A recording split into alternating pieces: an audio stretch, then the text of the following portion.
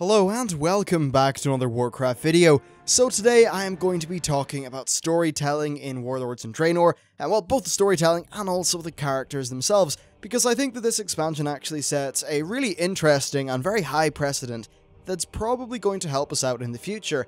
It's kind of like Blizzard have maybe found their formula, and yeah, it's just worth, pointing out the awesome stuff, and yeah, just, examining why it is great. So, let's first just talk about the Warlords of Draenor stuff. I was originally going to kind of do a quick little retrospective, but I'll just save that for the end of the video, just for the sake of actually getting into the interesting meaty stuff as soon as possible. So, let's just talk about how Warlords has improved on the storytelling front.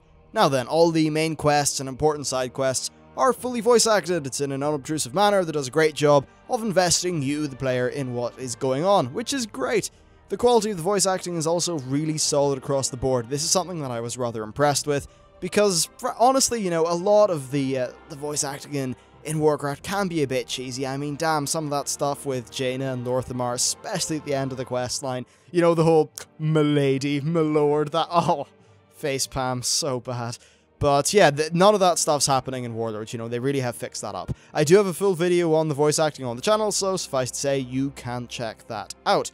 Basically, the likes of Murad, Yril, Durotan, and Khadgar all come off as really well-developed characters that you actually might care about, and I'll talk more about that in a bit. Another fantastic improvement is all the work they've done with the in-game cinematics. Holy crap, these are so just good. They are brilliant. They're also very well used, and they enforce just vitally important parts of the story. Looking back at the past in-game cinematics, it's really impressive just seeing how far they have come. Seeing the characters from this kind of different perspective, both in terms of the camera, but also the fact that there's some added little shaders and effects and shadows and all this cool little stuff, just kind of makes you care about them a lot more as a player. It's weird, that the whole storytelling thing about being able to use like camera work and things like that to also tell a bit of a story. That's why I say cinematography is so important. And you can't really show any cinematography when it's just a regular old, you running around killing orcs, which is a good thing. Cutscenes can be terrible in games. That's why I'm happy that the cinematics are of both high quality, but also, more importantly, are well used in a manner that doesn't piss you off. So that is great. Then another really important thing is how they don't make us feel like another character's accessory. This will be really clear once you play WoD. But for now, I'll just say that it feels really as if it's us and our allies working together, rather than us working for our allies, Thrall. So there you go, that's a good thing. Now, in addition to this, the flow of quests has been improved. In general, it's great because a per quest flow can really kill the pacing of a story. And MMOs often do a whole bunch of storytelling blunders. Sure, it's easy to make an objective to kill some stuff, but what ends up happening is that the ease of content creation means that players have so much filler that they hardly even remember why they were there in the first place. The good news is that WoD avoids this for the most part and generally delivers a really fun, well-paced story, perhaps with the exception of the superiorly lackluster Gorgrond, which kind of made me a little bit sad. But hey, it's only one zone, and that's fine, we can deal with it, it's pretty short anyway. Now, another good thing they've done is they've kept the cast to a manageable number. You will get pretty familiar with the main players in this story, and this also has the nice side effect of meaning that each character is just easily recognizable and someone that you're more likely to care about. Generally, it's better having it this way than just having a million NPC quest givers who end up being wholly forgettable. I mean, going through Pandaria, we talked to Cho a few times, we talked to Taran Zu a few times, and sure, there was those Shadowpan hero people, but in general, it just didn't come off in such an effective manner as it does in WoD. Anyway, so they are just some of the good storytelling things that are going on in Warlords, but now let's just talk about potential and what things could really mean for the future, because of course the future is vitally important. It's where the game's going to go, and I believe that it's going to get better, because what I've seen so far in Warlords of Draenor is a solid formula that I think could be just built upon in an excellent manner. So yeah, good stuff. Now, first of all, let's just talk about the characters and stuff like that. Now, I suppose that in naming characters and loosely talking about them, there may be one or two spoilers in this video. I will tell you that there will be one, but do not worry, because I will give you plenty of warning.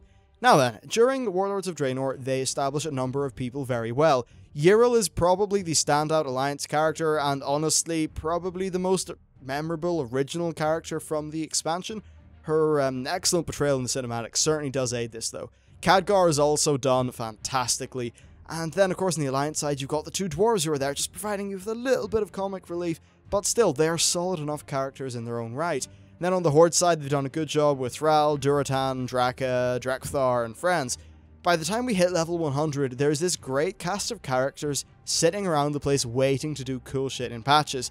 This sets the ongoing story of WoD up to be just really good and have an excellent flow. Hopefully, a far better flow than past expansions will have had. Now, moving into the future, if we are able to maintain this great flow from patch to patch, in terms of the story, then I think it'll help out a lot. I mean, yes, MoP did have a sort of story flow from patch to patch, but I felt like it was always just a little bit janky, a little bit messy, and not that smooth, whereas I think in Warlords they've certainly set things up so they could have a really excellent, smoothly told story. Now then, these characters are also essentially new ones. Yes, Khadgar, Murad, Duratan, Draka, Thalen, and the other dwarf, Hansel Heavyhands, that's it, are all characters that existed before, but they're basically new. When I say new, you know, this is the first time we've really seen them fleshed out. I'm so glad that none of the staple characters, like Varian, Vol'jin, and Jaina, are involved. Sure, these guys are cool, and they're kind of like a figurehead or banner to stand behind for a lot of people, but they're just so much less of an effective storytelling device than the Warlords of Draenor cast, and I think a lot of people will really understand this once they play the game. In a way, I'm nearly dreading returning to Azeroth, because those characters are rather tired, you know, we've been following them for so long, whereas these new guys have just got so much life about them. And yeah, that could get old over time if Blizzard aren't able to keep on doing cool stories, but just one of the things about the Alliance characters, or not the Alliance, the Azeroth characters, is they're big established people, you know? And you can't really relate to people like Varian and Jaina as well as you can with a character that you saw the development of from the start. For an example, you find Yril in a cave or something, and throughout the leveling experience, her story and character develops. The same goes for many of the other people in WoD, and that's really effective. You don't really get to see that with, you know, the Varians and Vol'jins and the kind of big, larger-than-life characters. So by having characters that people can actually relate to, well, you know, it's a pretty good storytelling trick, as it turns out. Anyway, so the fact that Blizzard has been able to do this with characters is really encouraging, and it makes me just extremely excited for the future. I can't wait to see Aurelia and Tyrillion done in whatever expansion they appear in. We're pretty sure they will come. And yes, they are pre-existing characters with maybe a bit of characterization done, you know, surrounding them, but Blizzard basically have a clean slate to work off when it comes to their in-game implementation, their voice acting, and just all that stuff. So yeah, lots of potential there, and really, it's more that this expansion is just proving that Blizzard can make characters excellent that people really care about. The one thing I have heard from a lot of people is, hey, characters are much better, Yril's awesome, Gunnar, who is one of the Horde characters, is particularly badass. And I've just been hearing across the board lots of positive comments and super happy fun time people. So there you go. Now, in terms of the future expansion talk, Blizzard have talked more about how they just want flow between the expansions. So I think that having a familiar cast of characters to bridge the gap between expansions and perhaps even continue on with would be excellent. Sure, some people would come and go as time passes. Obviously, if a character's story is done, then it is done, and they can either, you know, die or just go retire and have a bit of a vacation for a while. But one thing that would be good is having a cast of characters that is kind of not completely thrown away after every expansion. And remember, I don't mean characters like Varian and Vol'jin, I mean personal characters that are personalized to the player because they're actually created sort of by your gameplay, if you know what I mean. I think that they've really suffered from a lack of this kind of continuity in the past. And then on the flip side, of course, they can't introduce so many characters as it would get to the stage where, you know, no one would get enough screen time. So there's a balance between, I think, maintaining similar characters from expansion to expansion and then adding new ones. And if they strike that balance, it could be really cool. I suppose it might be worth making the distinction between the characters who are heavily involved in the quests themselves and then the major lore players like the faction leaders. So maybe, yes, it could be Varian and Vol'jin who are sending us off to conquer new lands, but the people who we day to day do the conquering with could be the real heroes and the real people that we actually care about. And I think that is a more effective just sort of way to, you know, do your story. So hurrah, that could be good. Now, another thing, by the way, is a lot of people have said that, just on that point, that these alternate universe characters have all got to die because they can't come back with us at the end. I'm not too convinced. I think that certainly it would make sense for Ural to come back because the Alliance, well, spoiler coming. 5, 4, 3, 2, 1. Yeah, Murad maybe doesn't make it through the expansion, so hey, Ural is a solid replacement in a way. And I'm not just putting her there for the sake of being a replacement. If you know the story of Warlords, then there's a fantastic potential for her to interact with our version of Prophet Velen that could really kick his ass into gear and just lead to some fantastic story. And hopefully she takes some screen time away from Anduin, who continues to be a ceaselessly annoying little shit, who is so bloody neutral. I mean, come on, the only reason Switzerland's neutral is because they've got all the money and they're protected by the people whose money they have. Anduin, you've got no reason to be neutral. Everyone is shitting on you.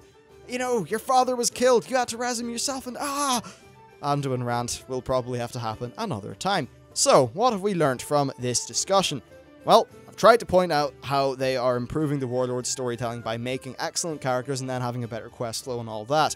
It seems like the sort of thing that could be a bit of a formula. I could easily see them just taking any zone, coming up with a general story, and then using the same storytelling techniques and the same character building techniques to just stick it into that zone. So come the next expansion, I think what's going to happen is we'll get a bunch of interesting characters once again.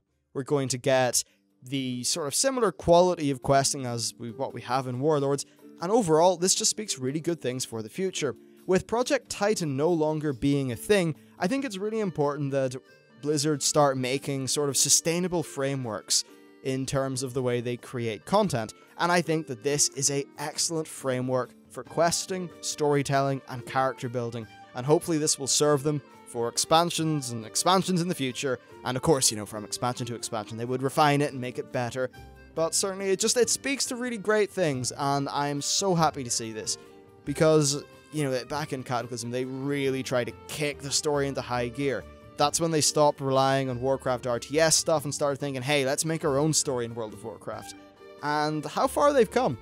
It really is amazing to compare the Cataclysm level of storytelling with what we have now in terms of both the voice acting, the writing, everything is so much better.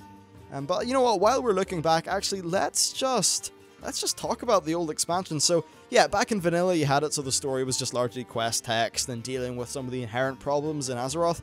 And I suppose parts of that was a bit boring, but also parts of that was pretty cool because I think it did a good job of giving every zone a bit of a story, though you really would have to get invested and interested in it, and perhaps those who played the RTSs would have got a lot more out of that than people who just jumped into the game.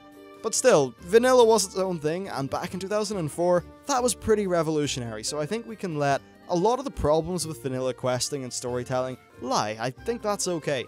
Blizzard kind of blazed the trail with quests, which is funny to think about now. Now, back in the Burning Crusade, I think things were better, but the storytelling still didn't blow me away, and they kind of blundered lore a little bit in TBC, so that was a pity. I think what they successfully did with TBC, though, was they created an excellent setting with lots of interesting stuff going on, so hey, that was cool. But then Wrath happened, and there was a massive increase in the quality of the in-game storytelling. I thought that the quest flow was really interesting, and in general, I thought it was really good. One thing I liked is how Northrend had a whole bunch of parallel sort of storylines going on. You know, you had the Nexus War, the Iron Dwarves, and of course, good old Arthas himself.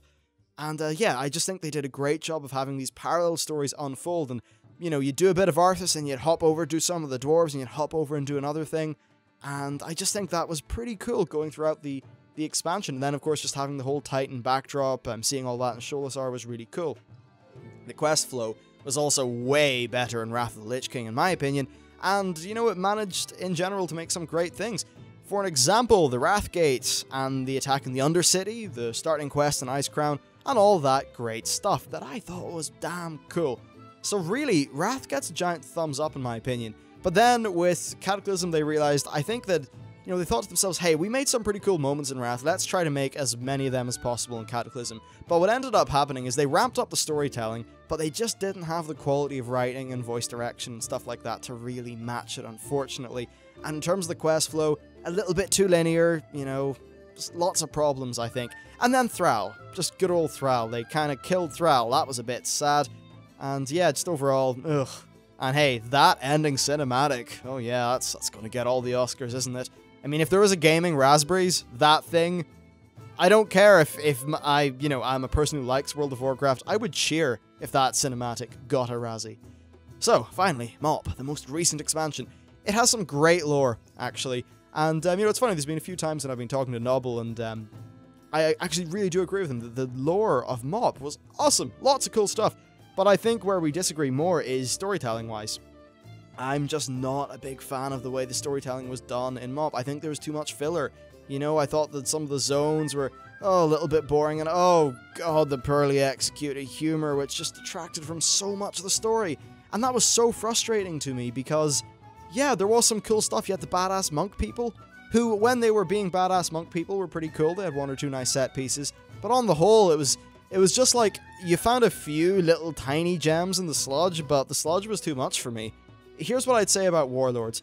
Just because of its setting and stuff, yeah, maybe the actual lore is not as interesting as some of the past stuff that we've had. I mean, hey, it's Draenor, we know what's going on. It's basically Blizzard saying, hey, look, here's a big army to go fight, they're off in this portal, so hurrah, away you go. It's not like they're trailblazing any awesome new lore there, but what they are doing is taking a story that they can, I think, realistically tell, and then they're telling it well via excellent characters and very good voice acting. So I think that on the whole, for the average player, this model of storytelling is going to be really successful, and I think it's really going to get people invested.